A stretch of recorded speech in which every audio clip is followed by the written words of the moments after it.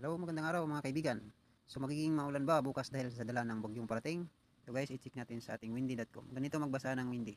So yung mga kulay dilaw at saka pula na nakikita natin sa ating screen, yan po yung mga ulan na possible na ulan na dadating. Yun yung mga lugar, yung may mga dilaw. So yellow rainfall yan, yung mga red ay red rainfall. So far naman ay dito lang sa bandang eastern at saka western portion. So sa bandang gitna, bandang northern Luzon, maaaring makaranas ng ulan tomorrow or sa mga susunod na araw dahil malapit sila sa bagyo. Okay, check natin. So bukas dito, check natin tomorrow. So yan. Dito, yan pagtawid diyan ng yun sa mga pahapon ay may magkakaroon ng ano dito sa bandang Tuigaraw dito. Yan. So merong dito sa bandang Luzon magkakaroon ng mga ulan. So visit nyo ang website ng Pag-asa guys para makalaman nyo yung saktong detalye.